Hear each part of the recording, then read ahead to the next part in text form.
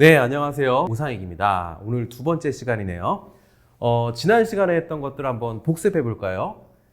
우리에게 강사 브랜딩이 필요한 이유는 첫 번째로 상위급 전문가로 가면 갈수록 강사 브랜딩이 필요하다. 두 번째로는 전문성과 매출을 공동 상승시킬 수 있다.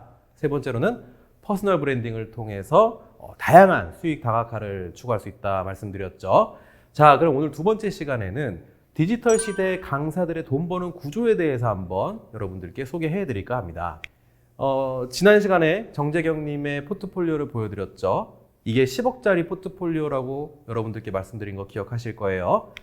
자, 잡지 출연, 그 다음에 책도 3권 쓰셨고요. 그 다음에 강연을 여러 가지 컨텐츠로 하고 계시고, 본업인 디자이너로서의 포트폴리오 컨설팅도 하고 계시죠. 자, 그래서 본인의 이러이러한 일을 할 수 있다라고 잘 명시해 주셨는데, 이것을 여러분들이 염두에 두시면서 지금 이 강을 참여하시면 좋습니다. 강사 브랜딩을 통한 수익 구조, 크게 제가 5가지로 구획을 지었는데, 첫 번째가 대면 강연, 두 번째가 비대면 강연, 세 번째가 출판 칼럼, 네 번째가 뉴미디어, 다섯 번째가 컨설팅 자문입니다. 이 5가지인데 하나하나씩 제가 지금 소개해 드릴 거예요. 자, 먼저 대면 강연 시장, 여러분들 다 이미 잘 알고 계신 거죠. 산업 사회교육 그리고 공교육으로 나뉩니다. 산업 사회교육은 다시 산업교육과 사회교육으로 나뉘는데, 산업교육이라는 건 쉽게 얘기해서 기업교육입니다. 대기업, 중견기업, 중소기업 이런 곳에서 다 강의를 진행하고 있죠.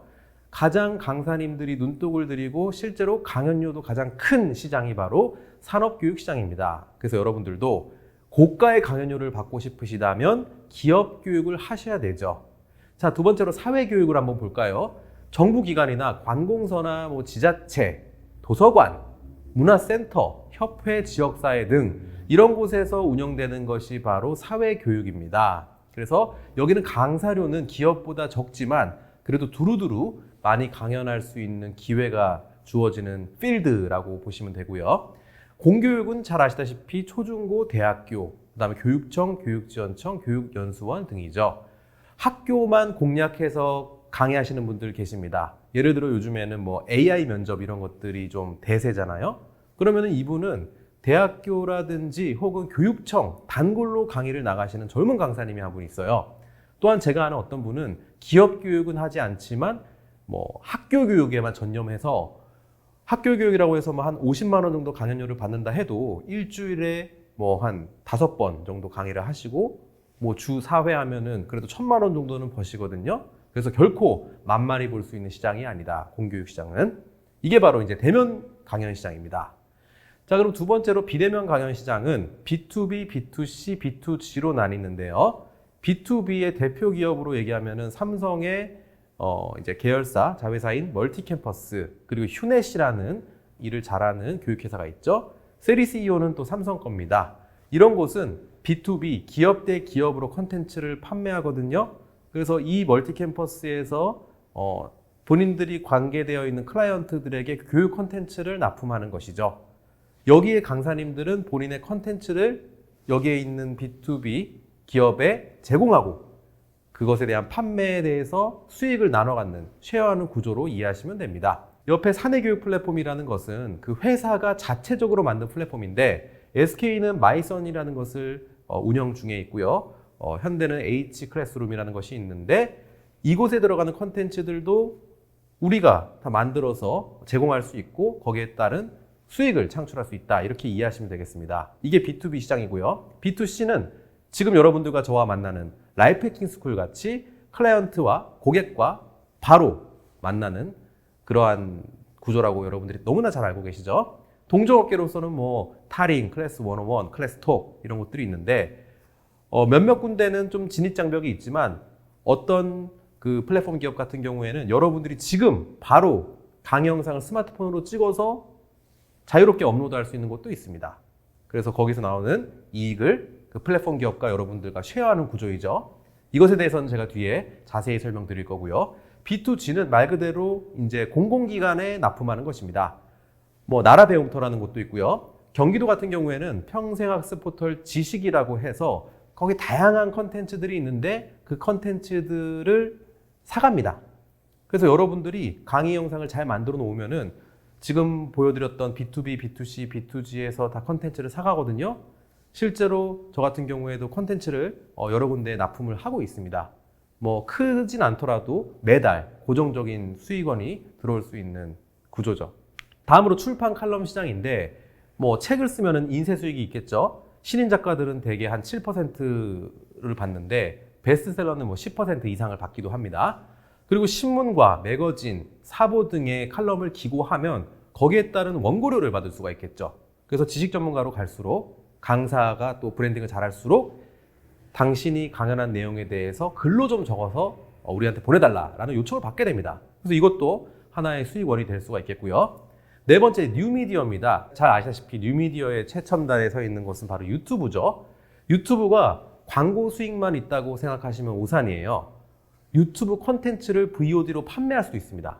그리고 그것에 대한 판권을 넘길 수도 있습니다. 저 같은 경우에도 유튜브를 운영하는데 그 유튜브의 콘텐츠를 앞에 언급했던 B2B 기업 중 하나가 판권을 가져갔습니다. 그리고 그것을 영업을 해서 저희와 이익을 쉐어하는 구조인 것이죠. 그래서 이것과 관련된 것은 나중에 유튜브 마케팅에서 제가 자세히 설명드릴 거고요.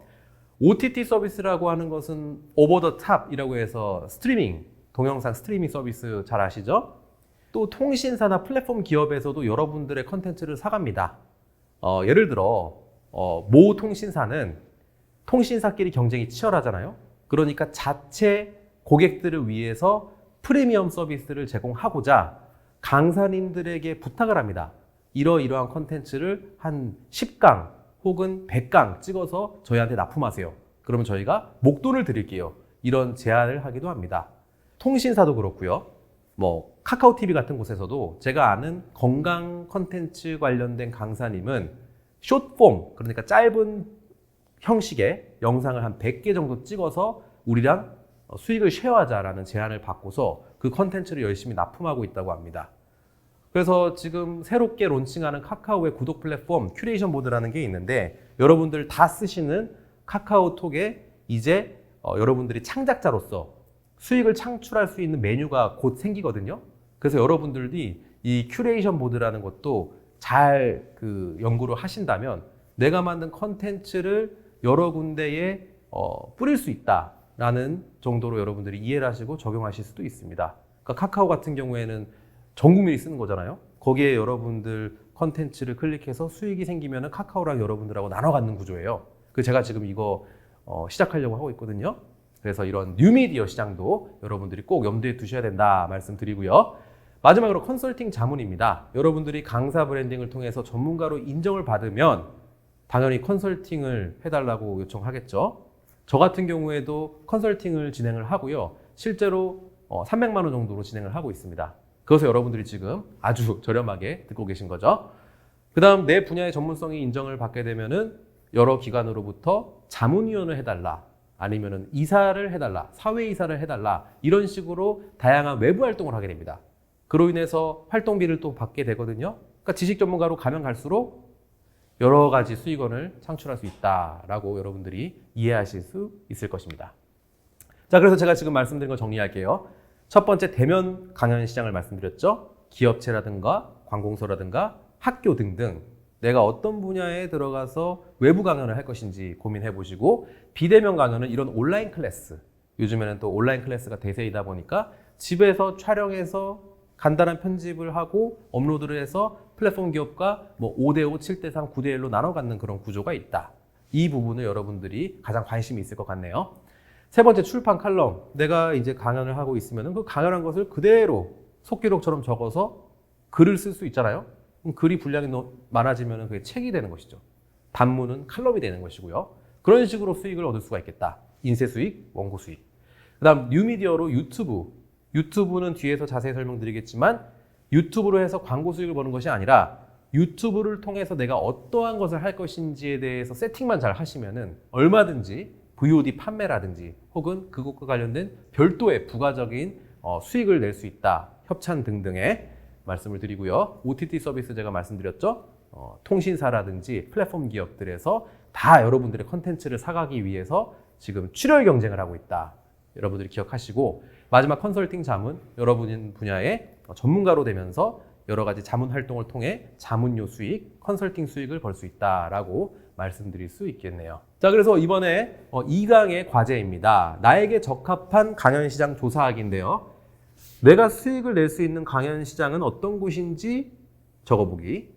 두 번째, 가장 빠르게 강연 기회가 주어질 시장은 어디인지 적어보기. 세 번째, 대면 강연 시 내가 주력하기 위해 필요한 역량은 무엇일지. 네 번째, 비대면 강연 시장에서 내가 성공하기 위해서 키워야 될 역량은 무엇인지, 이것에 대해서 여러분들이 직접 적어보는 시간입니다. 하나의 예를 들자면은 제가 처음에 대면 강연을 어떻게 시작을 했냐면요. 저희 동네에 평생교육원이라는 데가 있었어요. 거기서 재능기부 강사를 모집하더라고요. 그러니까 돈을 안 주겠다는 얘기예요. 대신에 수강생들을 모집하고 네가 강연할 수 있도록 해줄게 라고 공고가 뜬 거죠. 그 제가 지원을 했습니다. 지원을 해서 시니어 인생이막 강사로 시작하기라는 것에 대해서 강의를 했어요. 그래서 그렇게 처음에 강의하니까 어설프고 서툴렀겠죠? 근데 그렇게 조금씩 강연 기회를 쌓고 그렇게 해서 나온 노하우를 토대로 녹여서 쓴 책이 강연의 시대거든요. 그래서 얼마든지 여러분들이 처음에는 여러분들에게 돈을 주겠다라는 제안을 받기는 쉽지 않지만 재능 기부라도 강연 기회를 많이 쌓는 것이 굉장히 중요하거든요. 그래서 이번 과제는 여러분들에게 적합한 강연 시장을 조사하고 그것에 대해서 연구해 보는 것이 2강의 과제입니다. 네, 다음 시간에 또 알찬 내용으로 인사드리겠습니다. 수고하셨습니다.